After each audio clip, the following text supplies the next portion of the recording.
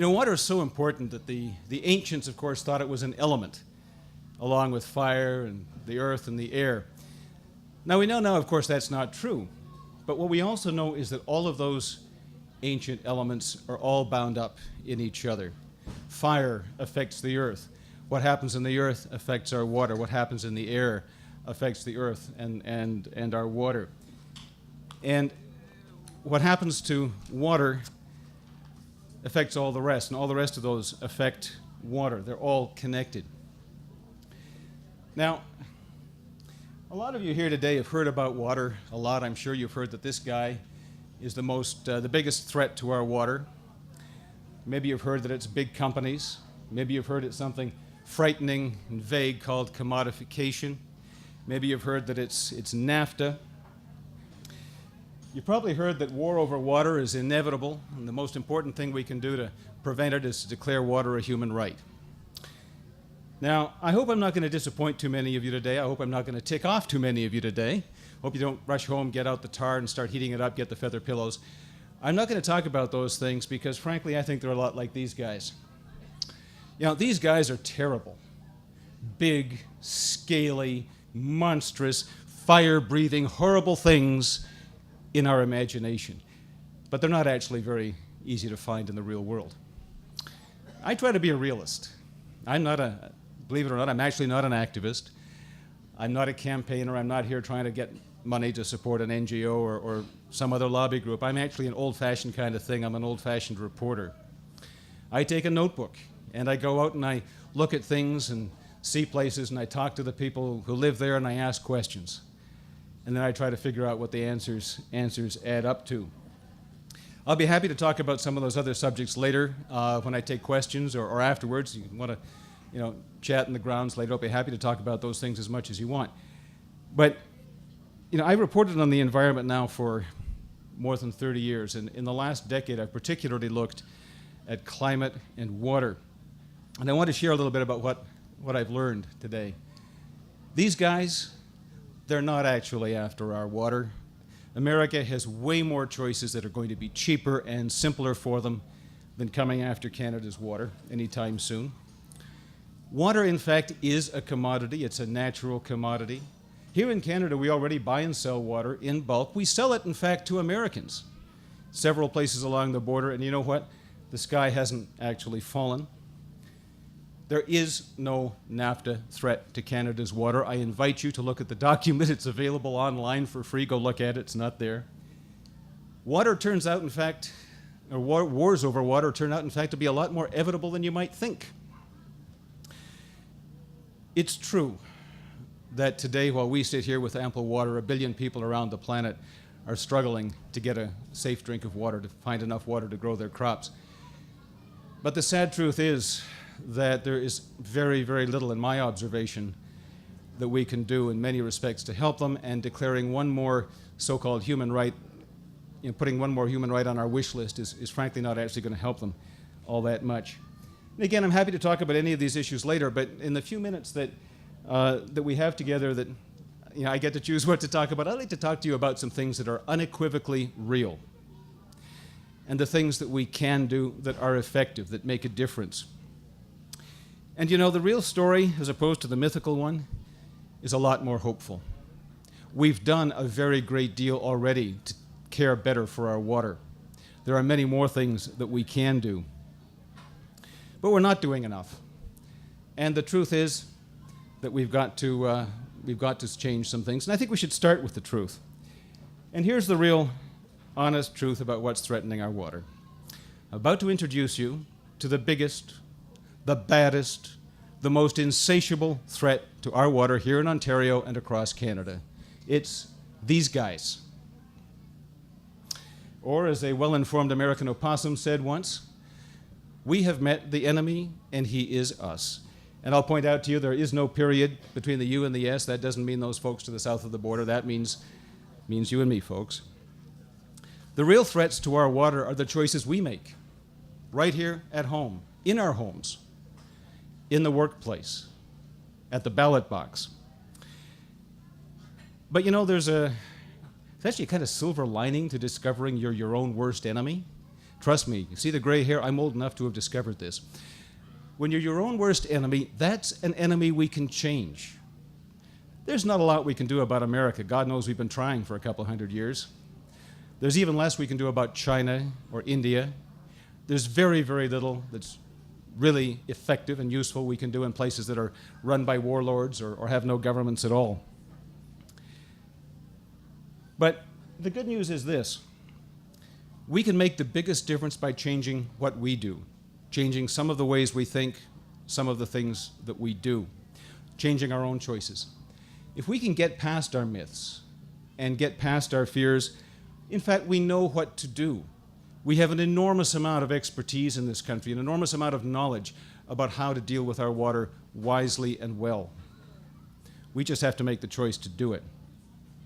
So let me explain. You know the phrase, think global and act local? I'm sure you've heard that phrase. Well, it could have been, it's very difficult to see, that's a water tap with a drip coming out of it. I'm sorry that's not clearer. But, you know, when we talk about a water crisis, very often the phrase that gets used is, when is the tap going to run dry? When I do media interviews, I often get asked, well, Chris, when's the tap going to run dry? Well, you know, that's not the reality of our situation. Water doesn't come from a tap. Water doesn't come even from the pipe that leads to the tap. Water doesn't even come from the well or the reservoir that the other end of the pipe's in. The fact is, water's all around us, literally everywhere. It's in the air around us. It's over our heads. It's beneath our feet. We live in water. Life began in the ocean, and every one of us carries a little bit of ocean around with us. Every living creature carries a little bit of ocean around with them in their cells, from the smallest amoeba to the biggest whale or elephant. We were reminded this morning by Gloria King that we all began in water. We spent our first 9 months in the ocean. We live in water. And water is not only everywhere, but it's always moving. The climate system consists largely of water moving around, moving through the atmosphere, moving through the ocean currents. It's always moving. Surface water, of course, is always slithering around somewhere in a river or a creek. Lakes move. The water in lakes move. We'll hear maybe a little bit more about this later from Dr. Mueller. I'm looking forward to that conversation. Even ice caps and glaciers, in fact, move. The water there moves. It moves slowly, but it moves. Now, there's a couple of implications from that. One of them is we all live downstream. I want you to think about that for just 1 second. We all live downstream. Every drop of water we drink has been pre-used, pre-owned. It's been through somebody else's kidneys, something else's kidneys. It's been used previously. As a matter of fact, if you're at the bottom end of the Colorado River, it's been used about 15 times by the time you get to it, or it gets to you. So that carries some implications. We might want to think pretty hard about what we're doing to the water we pass on, and we might want to hope that the guy upstream is taking care of his water or her water. Well, one of the consequences of the decisions we've made over the last century here in North America is that we've changed the climate system. Heat drives everything else in the climate system. It drives the motion of the oceans, the motion of the atmosphere, and as we pour more heat into the climate system, the water is being redistributed. It's being redistributed around the map and around the calendar. It's even changing from one kind of water form to another, from ice to melted water, from liquid water to water vapor. It's coming to us in a different form. It's coming to us in rain instead of snow in some cases. Well, that's the global part of the story. Here's the local part. You know, water in general, I hope you can see that better than I can. That's a picture of Paris, Ontario, with the backs of the buildings looking over a river, the Grand River, I think. You know, water in general may be global, but the water we actually use virtually always comes from where we live, or for some place very, very close to that. And there's a reason for that. The damn stuff is heavy. I was going to ask you all, if you had a full bottle, hopefully one of these good SIG bottles of water, to hold it up and keep it there for a while. Mine's not full. That's why it's easy for me to keep it up here. Water is heavy. It takes an enormous amount of energy and effort to move water around. That's one of the reasons, by the way, we don't have to worry too much about the folks in Las Vegas coming for our water. They couldn't, even Las Vegas couldn't buy enough energy to get it from here to there. There's not that much energy available. It's also one of the reasons there's so little of practical value that we can do for places that are suffering real water crisis on an ongoing basis, because we can't ship them enough water to grow their crops. We might send them enough water to drink, but I think there'd probably be some debate about that. But in fact, their water problems are just like our water problems. They're local. They have to figure out a way to solve them locally, just like we do. And if we want to be able to offer any kind of really useful help to people who are truly suffering anywhere in the world for any reason, we need to keep our house in order. Or maybe I should say, get our house in order. You know, you hear a lot that we're running out of water. That's not true. We're not running out of water. In fact, there's actually more water sloshing around the planet now than there has been for a very, very long time, for thousands of years, because we're defrosting so much of it. What do you think happens when the glaciers melt, when the ice cap melts? That water becomes more mobile. It enters the circulation of the atmosphere. It's part of the circulatory system. So we've actually got more liquid water vapor sloshing around the planet than we've had in a long, long time. What we are running out of is clean water. And the reasons for that are not, in fact, rocket science. There's 4 of them. Real simple. 1, we use way more water than any other humans ever in history. When we're done with it, we send it back out to the wild dirty. We're actively destroying the parts of nature that clean it up. And then there's that climate change thing. Now, I'm going to talk first about the climate change thing, because about those other 3, we can do something. About what's coming at us, the way the climate's going to change in the next 10 or 20 years, frankly, there's not very much we can do. And I expect this audience, you probably know why. The reason is that greenhouse gases, when they enter the atmosphere, they take time to disperse. They take time to get up into the higher altitudes. It takes time for the chemistry to alter in the atmosphere, for that to kick in with heat that drives everything else. So there's about I don't know if anybody is actually certain about the time, but there's a lag in the order of decades between the time we pump some more greenhouse gases out of our tailpipe and the time we get something weird happening to our climate. What that means is that we can change our fate 40 or 50 years down the road, but there's actually very, very little we can do about the climate change that's going to hit us in the next 10 or 20 years. What's already hitting us. That stuff is already in the bank. So what's in the bank for Ontario? Well, the good news is that your water income is not going down. I understand from my family who live down around Hamilton that that's actually not been such a good thing this summer. You've kind of had more water than you wanted in some places, but trust me, there's parts of the rest of the world that envy you. So the good news is your water income is not going down. But here's the bad news. What's changing is the way our water income is delivered. It's changing in a variety of ways. We hear a lot in climate change reporting about the average, average global temperatures are going to go up by 2 degrees. Well, so. What's very seldom reported nearly as much is that the biggest changes are the changes we're seeing at the extremes. Wild weather is becoming wilder. We're seeing more big storms. Heat drives weather as well as climate. The more heat, the more energy, the wilder the storms. And tragically, we've seen that in southern Ontario in the last few days. One of the other things that's happening, however, is that the biggest rainstorms are getting wetter. They're actually getting wetter. There is more rain coming at us in the big torrential downpours than in the smaller, softer, gentle drizzles that we used to get. And here's the thing, a lot of our towns and cities, particularly in this part of the country, a lot of the infrastructure was built a long time ago. It was built in the early part of the last century, some of it even in the 19th century, and it was built for a climate we don't have anymore. It was built for a climate that began to change in the 1970s. It's simply not on a scale that we need. And this isn't just stuff, by the way, that's going to make us, let our lawns go brown early. It's not just stuff that might, make our garden not turn out the way we like. These two young women were both 25 in 2006. Lauren, that's the blonde girl in the top picture, had recently graduated from pharmacy school. Her friend Lindsay, the brunette in the bottom picture, was still in school.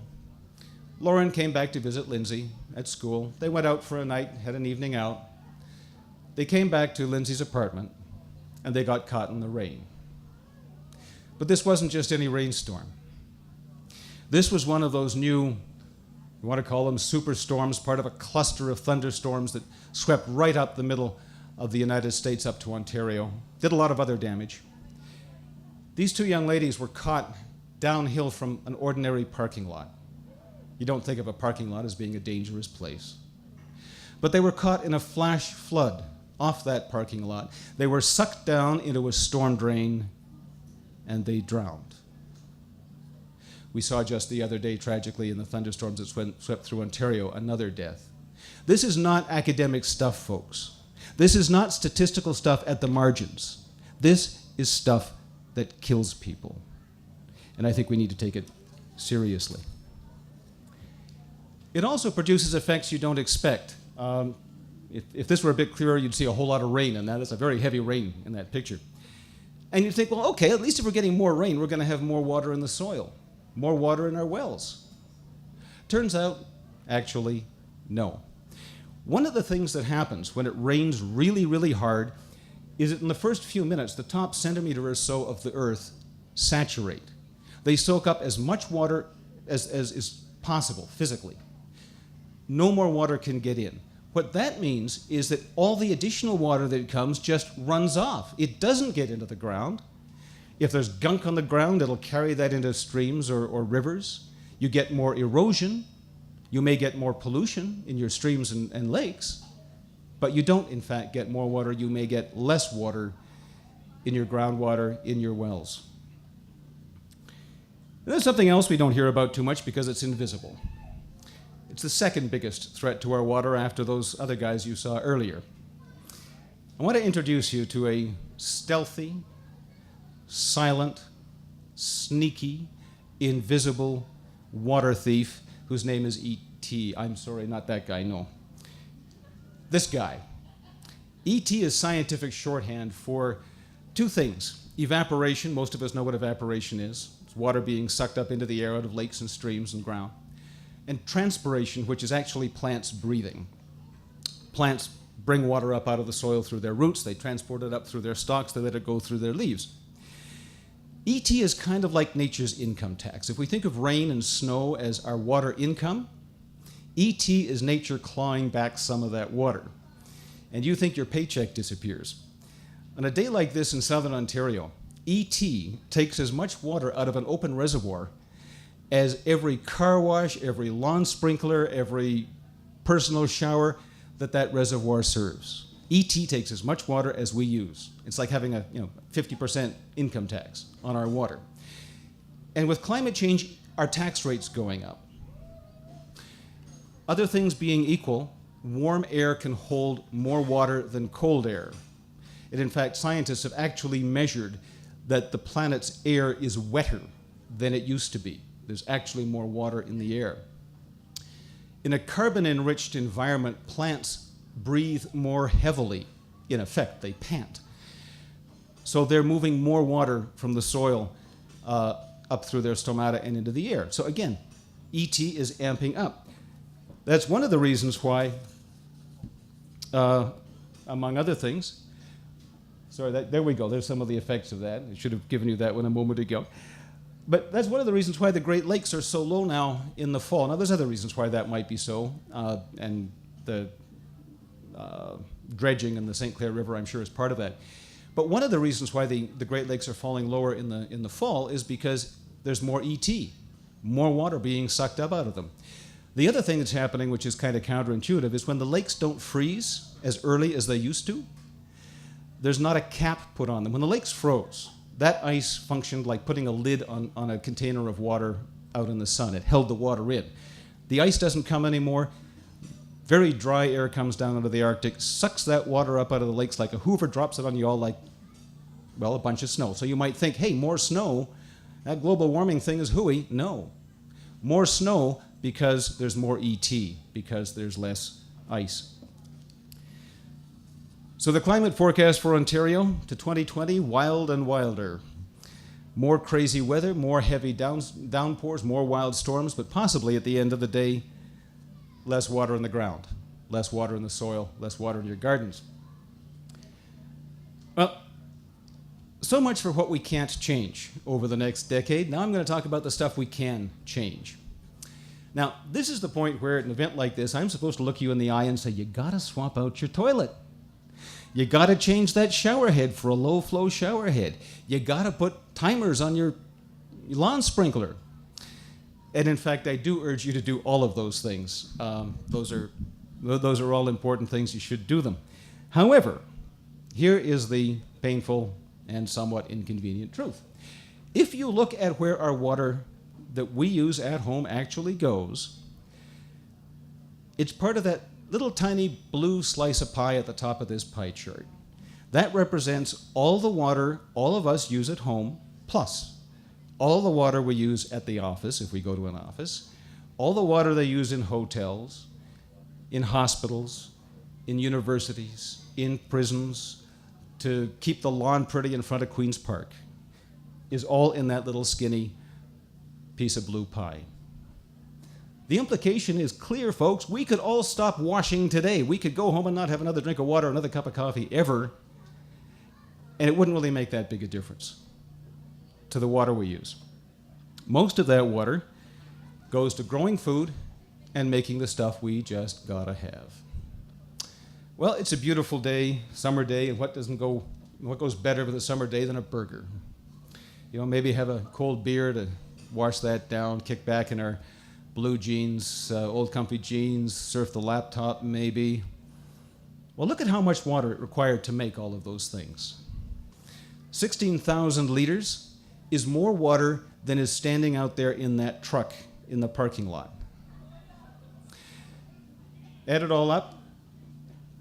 Water guys call that virtual water, by the way, the water that's contained in products. Add it all up, we're looking at 60,000 liters of water. We still haven't got to the water that went to make our underwear or the picnic table. Let me put 60,000 liters of water into perspective for you. Several times those trucks, I haven't done the math, and I'm not capable of doing it fast enough to tell you how many of those trucks, but I guess 4 or 5. 60 metric tons of water. Or let me put it this way. 60,000 liters of water is enough to keep the average Chinese family of 3, one child, right? Average Chinese family of 3, in water for more than 8 months. And you know, one of the reasons places like China and India are hitting the water wall sooner than we are is because hundreds of millions of people are getting rich enough, they'd like to hang out in a summer's day with a burger and a beer in a comfy pair of jeans, surf on the laptop just like us. Well, we can't do much about what they're up to, but we can change what we do. We can change our choices. We can become more aware of the water content of the products we buy. We can demand to know how much water goes into the products we make, and then we can make choices based partly on that. We can seek out low-impact products, make different purchasing decisions. We can find new ways to grow food that don't take as much water, make products. You know, and that's happening. I know a lot of people are not fond of Walmart, but Walmart's doing some interesting things. One of the things Walmart's doing, it's just launched this initiative, is working with its supply chain, its major suppliers, to find a way, which they're going to make available to all other businesses, to tabulate the water content, the other environmental impact of products, so that we can see that information on a product label. We're familiar with nutritional labeling. You can tell how much, how many calories, how much fat, that kind of stuff is in a product at the grocery store. The idea is to have the same information available to us on the label for, the CD player or the pair of blue jeans that we buy. Big companies are setting hard targets for themselves to reduce water use, and they're beating those targets. Now, are these guys perfect? Well, hell no. Hands up everybody who's perfect. Yeah, that's kind of what I thought. And should we hold their claims to scrutiny? Absolutely. We should make sure those claims are accurate. And there are people who spend their days doing just that, and they should be doing that. But you know what? If we don't change business as usual, remember that slide we saw a minute ago? The water goes through business. Farms are businesses. I'm sure I don't have to tell this audience that. The folks who provide us with energy, business. The people who make things, businesses. If business as usual doesn't change, nothing meaningful is going to change. So I think we should be applauding the leaders, not demonizing them. Now, we could encourage them and ourselves tremendously if we got past this pretense that water is somehow ours by right and shouldn't cost anything. Here's a table that really ought to embarrass us. This shows the comparison between how much people pay for water and how much they use in developed, rich countries. We're not talking about Darfur here. We're talking about the Netherlands and Ireland and the United States. The orange bars are how much people pay for water. The blue bars are how much they use. That's Germany up on top. They pay the most. They use the least. Well, that's us right at the bottom. At the very, very bottom.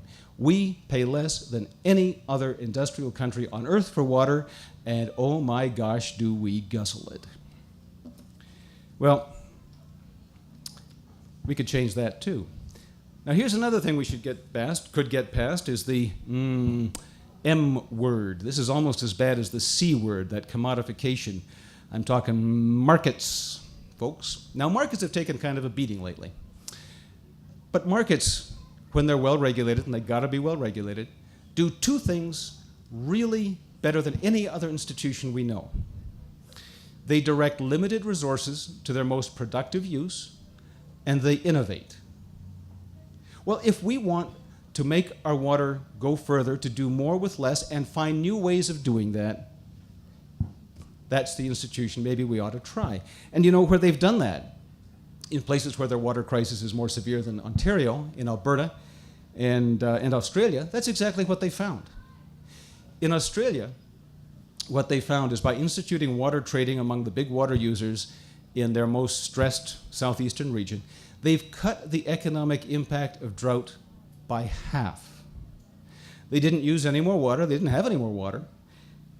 They just gave people an incentive to use the water they had better. But getting by on less water is not going to do the trick if we still send what we use back out to nature too dirty. Now, this is an area that we've actually done an awful lot on in Canada. We've made great progress. I'm old enough to be able to tell you stories about playing hooky back in the 1960s and taking a canoe down the little patch of, well, they called it water, between Dundas, where I grew up, and Hamilton. But I'm not going to tell you those stories because I want you to enjoy the hamburgers later. Really, you don't want to know. But as the floaters and the obvious crud have disappeared, other stuff has snuck into the water. Here's a slide that ought to scare us, particularly those of us with a Y chromosome. I'm looking at you guys. This is the results of some research in Alberta where they looked at the gender balance among fish swimming in the Old Man River in southern Alberta. That, by the way, is the river the folks in Lethbridge drink out of. Now, the average gender balance in fish is kind of like the average gender balance in people. It's slightly more females than males. But look, and that's that green dotted line across the center of the graph. The red bars are the percentage of females in the samples. And look at some of those stretches, particularly stretch 4 and 6 of the river. It's an all-girl party, folks. The boys have almost disappeared, 90% female. The likely culprit are chemicals that may appear in very trace amounts in water, but they mimic sex hormones. They're called endocrine-disrupting chemicals. They're used in pesticides. They're used in animal feed. They're used in pharmaceuticals. They're used in cosmetics. And our water treatment systems are incapable of removing them from water. It takes very little of these at the wrong moment to have an effect. You don't have to go as far away as Alberta or as far down the food chain as fish, by the way, to see this effect. just a few miles from here, in the little First Nations community of, and I asked these ladies this morning how to pronounce it. I'm going to take a run at this. Anjimani. If I've gotten that wrong and you're from there, please forgive me. I tried to get it right. That's a community of a few hundred souls near Sarnia. They've almost forgotten what it's like to have to pick a boy's name for a baby because they've had so few of them. How do those chemicals get into the water? Well, we like a nice green lawn. We like cheap meat. We like perfect skin. We like nice hair. And we really don't want to ask too many questions about how it gets that way. So, okay, we're closing in now on the last real threat to our water. It's the one that brings us right back to ground zero here in Elmvale. Anybody recognize this machine? This machine, is your hand up? No? Oh, okay, darn. This machine is the one that the International Space Station spent 170 million Canadian dollars on in order to turn pee into something the astronauts might be willing to drink. This guy I met at a sewage treatment plant in Vancouver. He's trying to do the same thing with some of their effluent. And he doesn't have $170 million, but he does have a bright red sign that says, "Danger, do not drink the water." So I think maybe he's not too sure about his technology. Well, talk about reinventing the wheel. Both these machines, at great expense in one case, with not so much success in the other case, but with great difficulty in both cases, are trying to do what nature does naturally: turn dirty water into clean water. Now, space stations, of course, don't have ecosystems handy to do this stuff for them, but we do. Unfortunately, around the world, we're trashing them. 2/3 of our life support systems around the world are decaying, they're being run down, they're being overused, they're breaking down, and the water filtering life support systems are among the most vulnerable of all. Our life support systems are on life support. Now, we used to be in good shape on this count in Ontario. We had thousands of acres that looked like this. Well, now they look like this. What do you think happens to water that lands on that piece of ground? Runs across a roof, picks up some chemicals, runs across a front yard, maybe picks up where a guy's changed his oil, runs into the sewer, storm sewer, and out into a lake somewhere. Doesn't get into the ground, doesn't get any cleaner. In fact, it gets dirtier. Well, who's done that? We've done that. It was our choices. It was the houses we wanted to live in. It was the choices we made as home purchasers, where to live, the choices we made as developers, as builders, the choices communities made to allow that kind of development, the community leaders made. And maybe we just weren't thinking. Maybe we just weren't remembering that water runs through everything, and everything that we do also runs through the water. But again, there's other ways to do things, and we know what those are. Toronto's got a tremendous initiative on green roofs. In Vancouver, they're replacing a lot of their alleys that used to be just pavement or cement with the kind of thing you see in the lower left-hand corner there, which allows water to percolate into the ground and soak in rather than run off. That community on the right was designed specifically so that water would be captured at the community in those little gardens on the right-hand side of the sidewalk there and soak into the ground and not rush off. We can do things differently. We can treat our landscapes differently. It turns out, in fact, that both of our NAFTA partners, the United States and Mexico, have both discovered that maybe it's a good idea to reward people, private landowners, who maintain their landscapes in a condition that allows them to do what we want nature to do, that allows them to provide those ecological services, that allows them to capture water, clean up water, store water for us. In Mexico, they call those water factories. Now, I don't know about you, but that's the kind of factory I'd be very happy to have in my backyard. So, we can do things differently. We can choose to buy different products. We can be more conscious of what's gone into the products we make. We can choose to live in different places. The reason I live in the community I do is partly because they charge me more for water the more I use. I think that's a good deal. We can elect different people. We can look for leaders and support leaders who don't give us rhetoric, whether that's left-wing rhetoric or right-wing rhetoric, but who talk to us like grown-ups, honestly about the real threats facing our water and the real things that we need to do to solve it, even if that's going to cost us a bit of extra money. And the neat thing, the bonus here, is that we've got other problems ecologically, but everything we do for our landscapes that provide us with water help us on those other fronts. Everything we do to preserve the ecological services for water of our landscapes is going to help us with biodiversity. It's going to help us reduce our carbon footprint. It's going to help us be more resilient to the climate change we've already unleashed. We get multiple benefits for every single dollar we put into preserving our landscapes. And that's what brings me back to the ground under our feet. And I know I'm preaching to a bit of a choir here, but we're talking literally under our feet here. As Bill Shattuck was saying earlier, he and some of his colleagues have done some research, and what they discovered is that water can fall through the sky of southern Ontario, not always the cleanest sky on earth, land on the ground dirty, run across the ground a little bit, pick up some more grunge, a few more contaminants. But by the time it's trickled through the precise and unique and specific mix of old organic matter, of salts and minerals and ions and clays and sands and gravels and I don't know what under our feet, and comes back up, it's the cleanest water on earth. I think that's kind of miraculous. But if I can be a bit less theistic and a bit more industrial, we're standing here on top of one of the planet's last remaining finest free water filters. And yet, the Ontario government somehow thinks it's okay to put a dump on top of it. I tried to think of an analogy for that, and it's kind of like you're suffering from lung cancer or emphysema, and your best friend comes to visit and blows tobacco smoke in your face. I mean, this is really not bright, folks.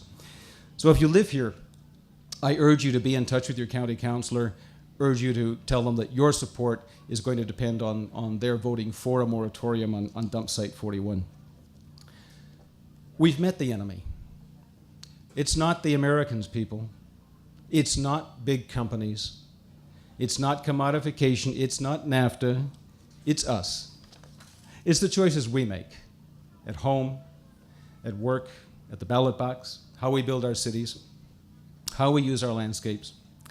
And the great news is that we can actually change every single one of those things. The better news is we're already doing it. We have the motive. We have the means. The fact that I see all of you folks here today tells me we really have the desire to do it. We've already started. We've begun. You're proof here today that we can do it. We can change. So if we can get past our myths, get past our fears, we can have a wonderful future. So I'd like to close with a bit of a toast to nature's water fountains. Let's keep them flowing, folks. Thank you so much.